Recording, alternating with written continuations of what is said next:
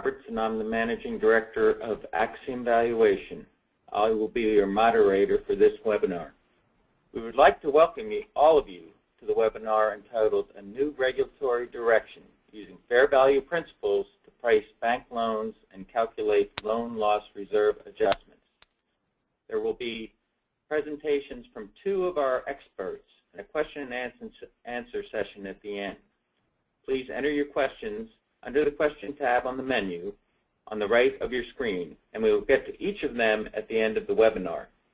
If we do not get to your question during the allotted time for the webinar, we will respond to you individually by email after the conclusion of the webinar. We will also be recording this webinar and will send a copy of the recording to all of the attendees. So today's webinar focuses on the analytical muscle that will be needed to meet developing new regulations that are far from consistent with fair value financial reporting principles for loans and financial securities than has been the case historically. Although the movement to fair value has moved at what can be best termed a glacial pace, the iteration to what we term a fair value principle system is very close to being implemented. While few have any issue with the fair value premise, the issues center on implementation. In the U.S., the SEC is focused on what investors need to adequately evaluate the financial condition of a bank, while banking regulators are focused on risk assessment and too big to fail.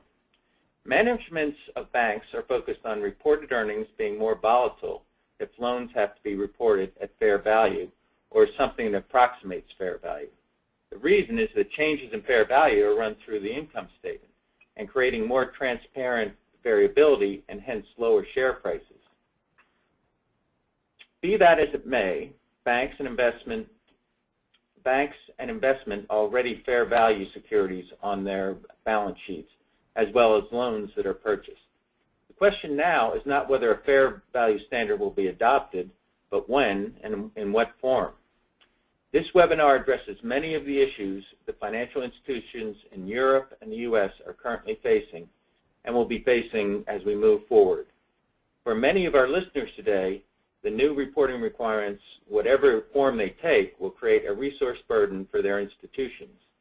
They need not be concerned. Axiom Valuation Solution has the human capital, analytical expertise, and reputation with oversight entities that is required to effectively meet an institution's current and future financial reporting requirements. Well, many of today's attendees are clients of Axiom Valuation.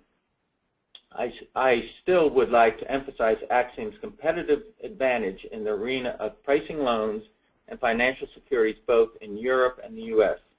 Axiom is the primary pricing agent for publicly traded business development companies, or BDCs, that primarily invest in bank loans. We have been in this space since 2008 and have developed a proprietary analytical capacity for pricing bank loans and related illiquid fixed income securities. In addition, we work with banks on fair valuing illiquid securities in their trading account, including auction rate securities. webinar, wie is dat? Dr. Stan Feldman will start the presentation. Dr. Feldman is a recognized expert in valuation and has published many articles and books on the subject.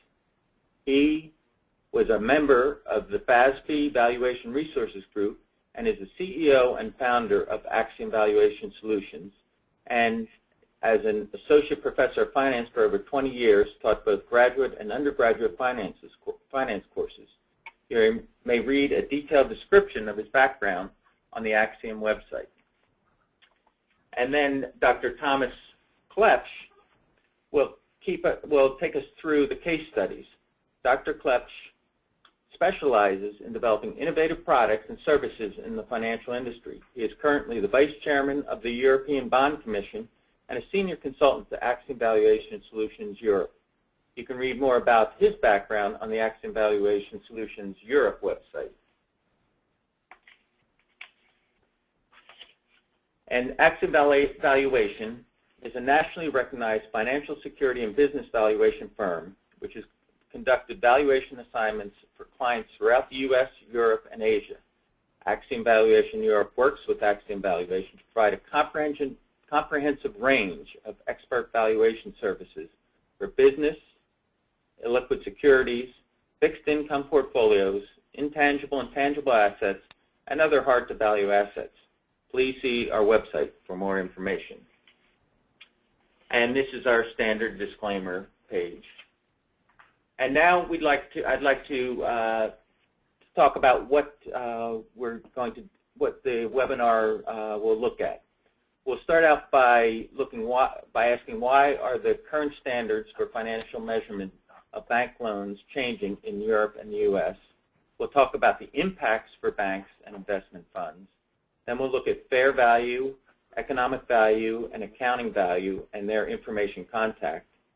We'll look at enhanced information sensitivity of loans and their loss reserve accounting. We'll take you through a case study, go through final thoughts, and then at the end we'll answer any questions you might have. So now I'd like to turn the presentation over to Dr. Feldman. Thank you, John. Global financial regulations and financial reporting standards are changing.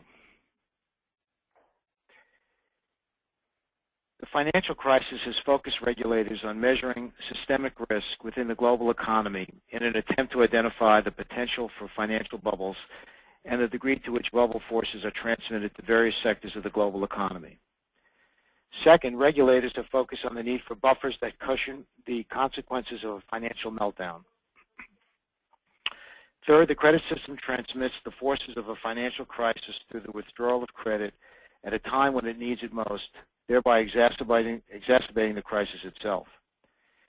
These factors all point to the need to ensure that the reserve base of credit institutions, most notably banks, are sufficient to sustain a major financial event, and that the raising of reserve base occurs prior to and not during a financial crisis. For banks, this means that provisioning for loan losses is truly countercyclical and that bank capital is sufficient. Put differently, loan loss calculations should reflect the expected credit deterioration, while bank capital should be large enough to deal with unexpected financial developments. Hence, to the extent that IASB and FASB move towards a new loan loss reserve accounting standards that reflect lifetime credit expectations, these and bank requirements, for example, Basel Committee on Banking Supervision, will be two sides of the same coin. While loan funds are not required to maintain loan loss reserves on a lifetime expected credit basis, they do in fact do so since assets are measured at fair value at the measurement date. Hence, moving to a new standard for loan loss provisioning effectively means that a bank's balance sheet will more accurately reflect its credit risks. Now, what are the impacts of moving to this new standard? Please move the slide. The first impact are loan loss reserves are created to built upon expectations. Changes in accounting for loans in the bank book. For example, currently banks do not have to reserve for risky loans until there are signs of a loss. Reserve accounting rules were criticized as being too little, too late during the financial crisis. Now, accounting boards have different proposals. For example, FASB's proposal would require a business to look at both past, or a bank to look at both past experience and reasonable estimates of future losses and reserve for those losses the day a loan is originated. The IASB's proposal would only make banks consider losses expected over the next 12 months unless a loan's credit has deteriorated significantly. If that is the case, reserves would be made for the full expected loss. Please go to the next slide. The second impact of looking at systemic risk and also being concerned about financial bubbles is the call now for independence. The Alternative Investment Fund Management Directive, or what we refer to as the European Directive, valuation mandate is clear, as the above excerpt from the directive indicates. Independence, functional separation, effectively requires some level of additional resourcing by an alternative fund manager. The alternative fund management directive does not require outsourcing of the valuation function, but does require that prices assigned by the manager meet the positive assurance standard. This means that prices assigned are consistent with what an objective, informed third party would conclude. In short, assigned prices vetted by a third party effectively mean that AIFM has established a framework which meets the independence criterion. Now, independence means that there's a tangible separation between investment decision-making and asset valuation. Next slide, please. Now, the current accounting rules that banks treat loans as well as financial securities not for sale are part of the trading account at amortized cost less impairment, where impairment is based on incurred cost concept, as I've noted or will be noting later. We refer to this as the accounting value. IASB and FASB are not fully harmonized on the calculation of accounting value. The differences are not material, and both oversight organizations are moving to an economic value standard. Now, fair value and economic value are closely related concepts. This is so because economic value is what informed market participants would value the security at using all available information about the security in question at the valuation date. Fair value is the price that would emerge in a hypothetical transaction taking place in a primary market between informed market participants, those using economic value as the basis of the transaction under normal market conditions. Next slide, please.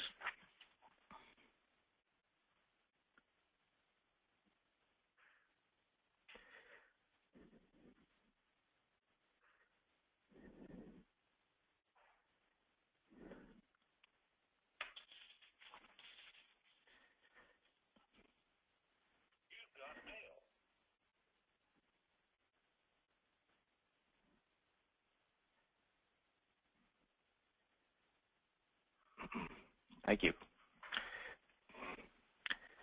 Now, some clarification. Now, this slide shows the relationship between accounting value, economic value, and fair value. Some clarification on the differences and similarities between value standards are shown on this slide. Fair value, or FV, is made up of two components: economic value, or EV, and illiquidity. EV is the difference between solvency value, or the value of the loan if one were 100% certain that the owner would receive all contractual cash flows. The takeaway here is that if one can calculate the fair value of the loan, illiquidity aside, one can solve for expected loss, which is the essence of the emerging loan loss standard. Thomas will show this later as part of a case study, but I mention it here for completeness. As can be seen, fair value and economic value are essentially different depending on illiquidity. Market-to-market and fair value are essentially the same concepts for market irregularities, which include the degree of illiquidity being far greater than it would be in a normal market environment. The other assumption underlying these concepts is that a hypothetical transaction takes place in the primary market. Non-primary market transactions are included in the concept of what I term market irregularities. Once illiquidity is removed from the analysis, the value of a loan or any financial security is then based on two factors: credit risk, probability of default, and recovery of expected cash flows, and the base interest rate level. Once one moves to an economic value standard, the value of the loan or security will vary with new information. Under the old standard, this would not necessarily be the case, or I should say under the current standard, this would not necessarily be the case, unless the probability of not receiving promised cash flows was very high. Now, what do I mean by very high? Very high might mean that I'm 70% or 75% certain that I'm not going to receive, for example, my principal back. This would result in an impairment charge that the bank would take. Now, this will not be the case going forward, resulting in bank reserves for expected losses to be both higher than under the current standard and to be countercyclical as opposed to procyclical as it is under the current standard. Now again, what this means is that banks facing expected credit losses don't book those credit losses unless there is a probability, a very, very high probability, normally in the 70-75% area, that those losses in fact actually occur. That's why it's called the incurred loss standard. Next slide, please. Next slide.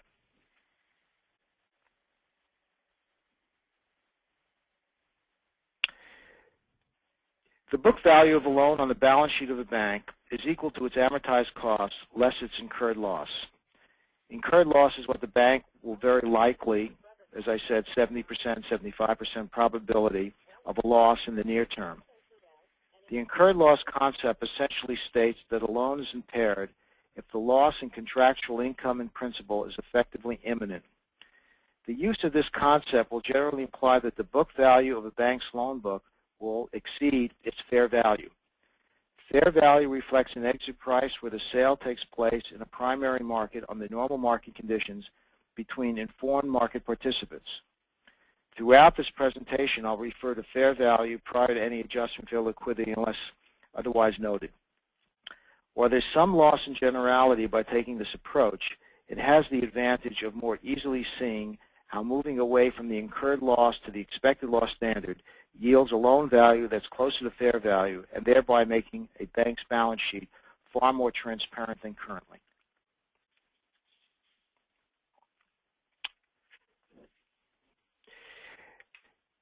We have often been asked, what is the driving difference between IFRS and FASB? We have a simple answer. The different maturity profile in loans in the U.S. and Europe. As the default expectations are increasing with maturity profile of the loan, the shorter the contractual life of the loan, the lower the required loss reserve, everything else equal. Hence, the difference in the standards in FASB and IFRS may be simply attributable to the different lending practices in the U.S. and in Europe. Since increased contractual life is generally positively correlated with greater default probability, a reserve based on expected lifetime loss would be greater for a typical Euro loan versus an equivalent risk U.S. loan. We therefore expect that expected loss reserve guidelines will not be the same for European and U.S. banks. But what is important here is that in Europe and in the U.S., expected loss will initially be adopted as the principle under which loss reserves are calculated.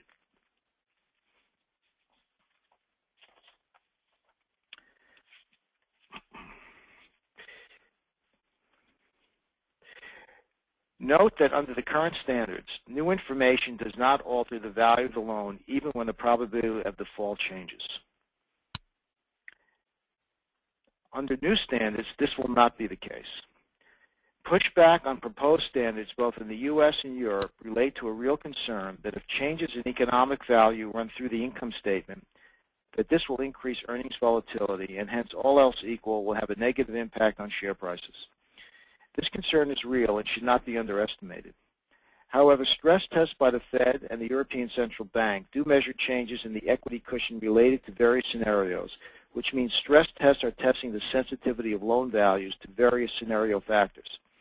Although FASB does not require that Level 2 and Level 3 fair values be tested for sensitivity, IFRS 13, the fair value standard, in the International Fair Value Standard, does require sensitivity of fair values for Level 3 assets.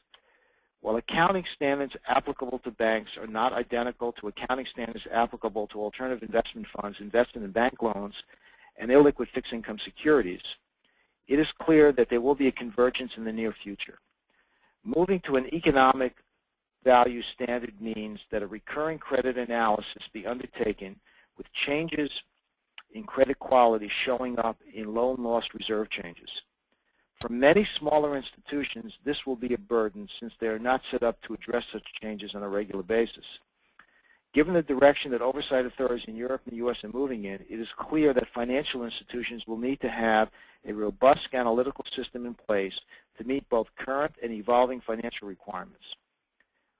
What does such a system look like and how can it be used? We answer these questions in the next set of slides using Axiom's credit rating and pricing platform.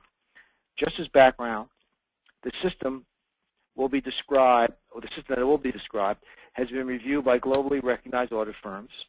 The structure has been tested for accuracy, and the results have been published in a white paper that has been made available to oversight authorities. Now I'd like to turn the presentation over to Dr. Thomas Klefsch, Managing Partner of Axiom Valuation Solutions Europe. Thank you. Thank you, Stan. What I like to do right now is to give a short case study how we use our fair value measurement in order to derive loss reserves for banks. Next slide, please. In order to do so, we like to work within the new framework, which requires in the future a different attitude towards the calculation of loss reserves. Loss reserves right now, loss reserves in the future need to be built at the start of the loan, and not only in those cases where the loan shows clear signs of being in trouble. Hence, loss reserves need to take the expected default probability of a loan into account and can no longer be based on experience. But of course, not the entire loan may be lost in the case of a borrower default. The lender may still recover some, if not all, of the principal. Hence, default probabilities and potential recovery value need to be taken into account by determining the loss reserves. This leads us to the starting sentence of this slide. Expected loss reserves needs to be constructed from the default probability weighted difference between the recovery value and the book value of the loan. Our starting point and principal thesis in this presentation is always that the fair value of the loan, this is the money somebody can expect by transacting, which means exchanging the loan against money in the adequate market, contains all the information with regard to recovery value and with regard to default probability, which is required in order to calculate accurately loss reserves in the future regulatory environment. As loans in the banking book are not subject to liquidity assumptions, we need to take the price for liquidity out of the fair value equation. As Stan has laid out, this brings us to the economic value of a loan. This economic value contains all the information the banks need to calculate the future reserve requirements, the default probability and the recovery value assumption. But both are still commingled into a single figure and need to be segregated in order to determine the appropriate amount and accurate amount of loss reserves. I admit that this may sound complex, but a simple example should make the steps crystal clear that need to be taken to extract the accurate reserves requirements from economic value considerations. Next slide, please. To show the relationship between fair value, expected loss reserves, and net loan value, consider the following case. A simple term loan of a corporation within the chemical industry. The loan is rated BBB, is paying the principal at maturity, and it's carrying a rate of LIBOR plus 4%. Long-term observations give us the default probabilities. Here they are 0.52% within a one-year horizon, and they are increasing up to 6.01% within a 5-year horizon, as laid out in the table probability of default. Those default probabilities are risk-neutral probabilities that are backed out of the BBB credit spreads, assuming no recovery value of loan principal. What is clear is that default probabilities increase with the time, and this is independent of the recovery value assumptions. Assume right now that a bank has an investment of 10 million in such a loan.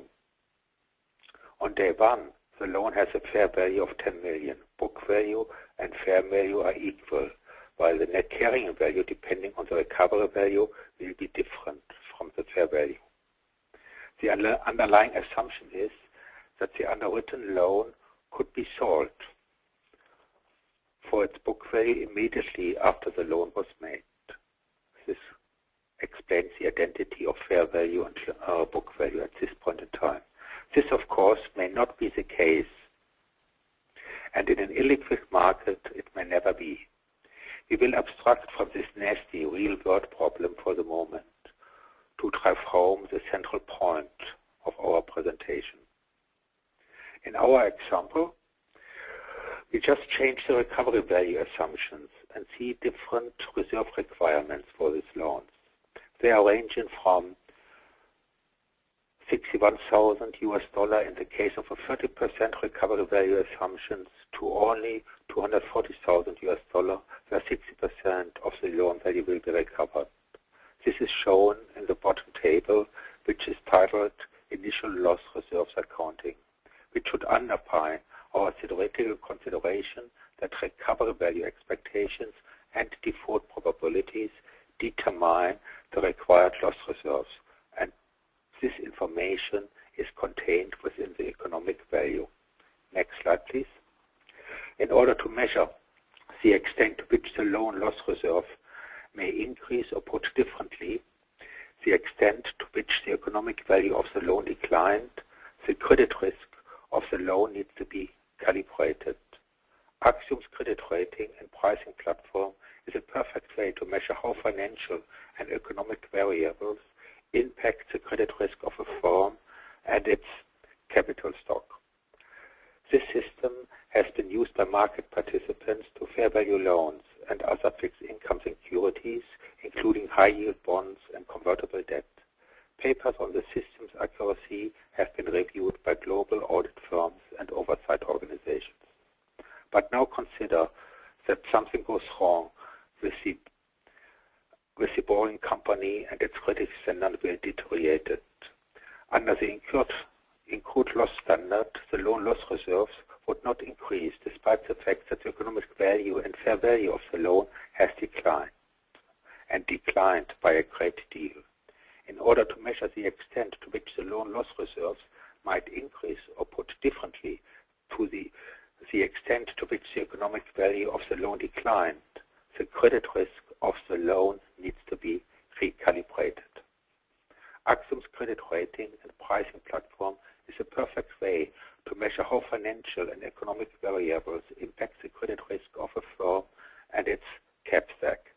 This system has been used by market participants to fair value loans and other fixed income securities.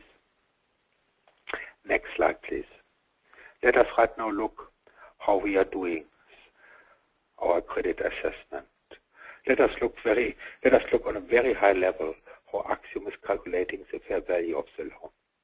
We are taking into account the loan covenant, the competitive position of the borrower, its balance sheet strength and cash flow robustness as reflected by our initial credit rating, and last but not least, the seniority of the loan as expressed in our enterprise protection rating. Those four factors derive the initial value of the loan, which is subsequently adjusted for liquidity assumptions and potential optionality in the loan. The price out of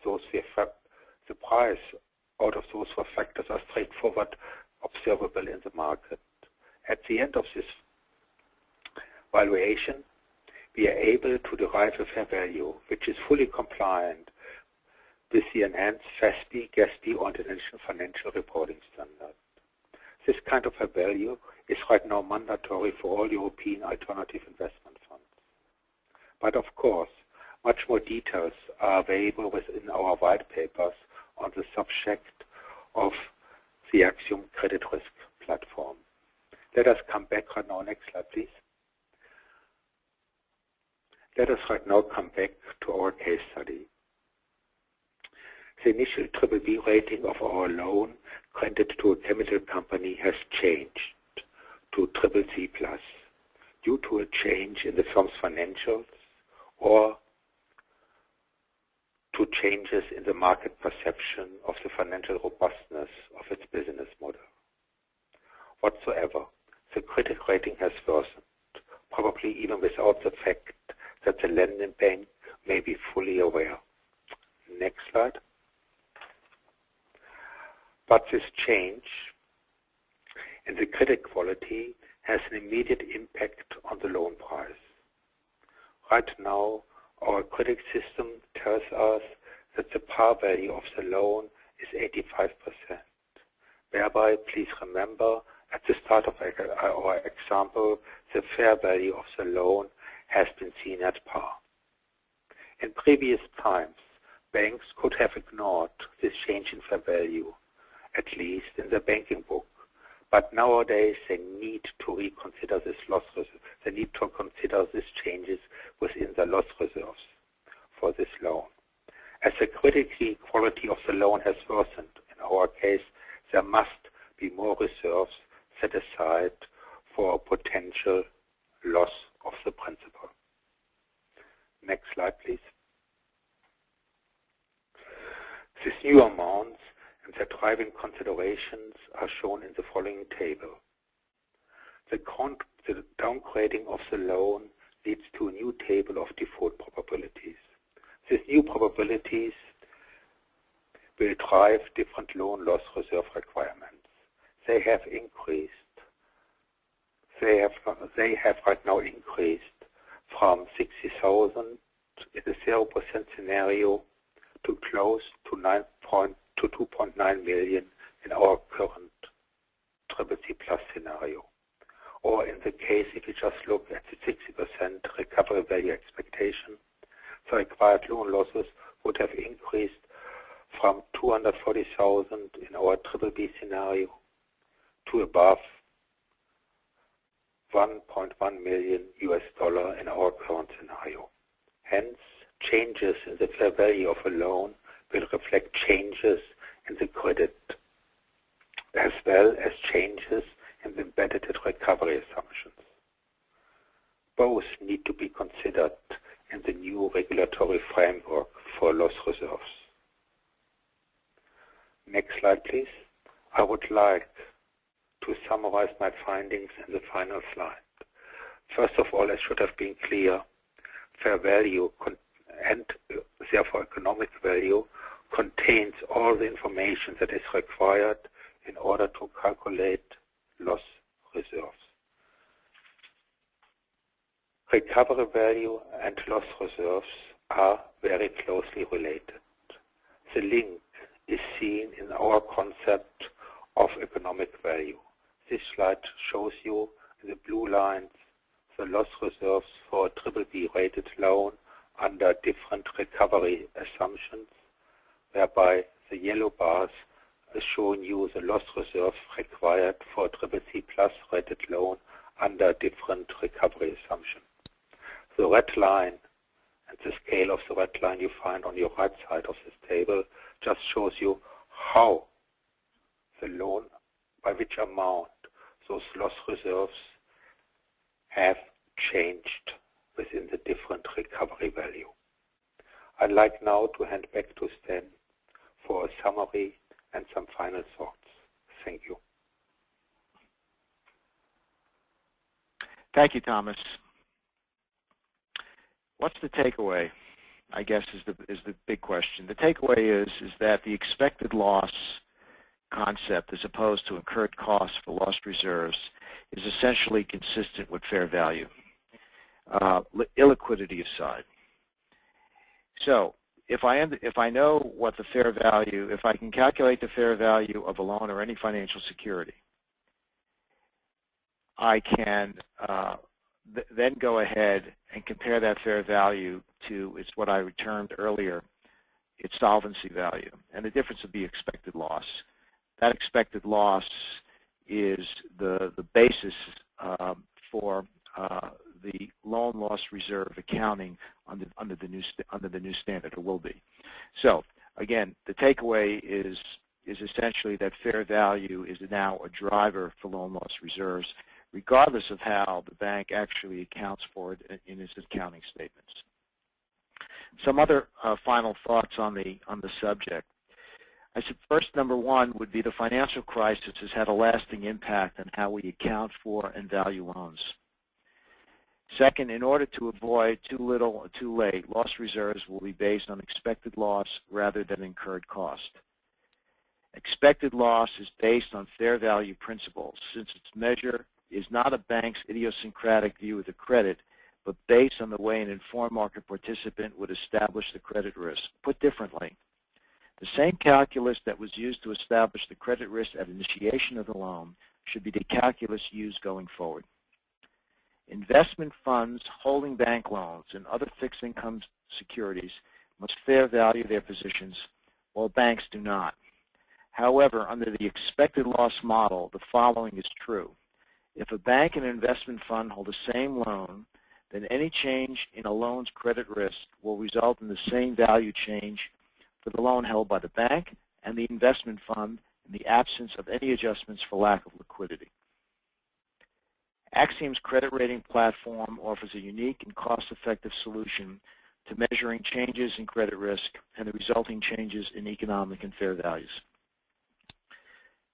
Finally, being able to stress test value conclusions is a key strength of Axiom's system, and both IFRS, the European Directive on Alternative Investments, and bank oversight entities require subject financial institutions to be able to stress test assumptions surrounding the value of the underlying assets. Thank you very much, and now we will open it for questions from the listeners. Yes, thank you, Stan. If you have a question, please type the question into the box on the menu on the right-hand side of your screen. We'll get to as many questions as time allows and answer the remainder on an individual basis by email after the webinar. So please just enter a question on the right of your screen, and we'll answer it and send you an email if we can't get to it. So our first question comes in when will expected loss become the requirement? So the question is when will it be a requirement to document the expected loss? So Stan or Thomas, do you want to take that? It's okay. I'll try. I'll take a pass at this, Thomas, if that's okay with you. Absolutely. These standards, the expected loss standards, both in Europe and the United States, have been on the table now for probably several years. The addressing of when it will be instituted is, again, been on the table. There's been a tremendous amount of, the concept has been advanced by both the International Accounting Board, as well as FASB, as well as oversight entities here in the U.S. and in Europe. And there's been a resistance in general. There's been a pushback, as you would expect, from financial institutions. And as I mentioned, it's not only conceptually complex, but there's a business model involved here that results in potential loss of cash flows or reduced growth rate in cash flows for financial institutions, namely banks. But in the end, over the next 18 months, 24 months, we would expect that the expected loss concept in some form will be adopted both here in the U.S. and in Europe.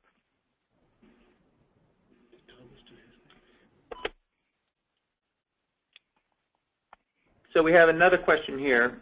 How are banks going to go through each one of their loans to come up with economic values? So Stan, do you want to address that? Yeah, sure. Well, I think if we just look at the C&I loan book as the example, all of those loans were made using some set of credit risk measures that the bank uses. What we do know is that the issue is looking at each individual loan, and for even a mid-sized bank, we're talking about a great deal of loans, requires that they access information from the clients, rerun whatever analysis they generally do to see whether in fact the risk of the loan has changed in any substantive way, and this requires, no question, it requires work. However, banks do collect information on a regular basis. There is oversight of each of the loans. They do get updated information. So let me give an example. In the case of business development companies which invest in bank loans, they receive information every quarter. We use that information in our models to essentially fair value those loans, and it would be no different for banks. I mean, the number of loans would be larger, but the essential analysis that would be done would be exactly the same. So though the number of loans is large in a bank, the ability now to have platforms like Axioms to deal with these with large portfolios of loans makes it certainly makes it more efficient. The other aspect is that not every loan has to be fair valued or economic loss done every quarter, but rather you might want to do it on a rolling basis, the way, say, BDCs do it generally, where the whole portfolio gets re-rated over the course of the year, but any one particular quarter, 25% of the loans might get re-rated. There are other ways to do this by looking at loans in groupings, namely portfolios of loans that have very similar characteristics, and you get a portfolio assessment as opposed to an individual loan assessment. But all comes down to the same analysis, which is basically has the credit risk changed for the individual loan, and by how much. Good, thank you, Stan. Well, I don't see any more questions, so we'd like to thank Stan and Thomas for the presentation, and we'd like to thank all the people that attended this webinar. We will be sending copies of the handout and recording to each of you. And thanks for attending, and have a good day.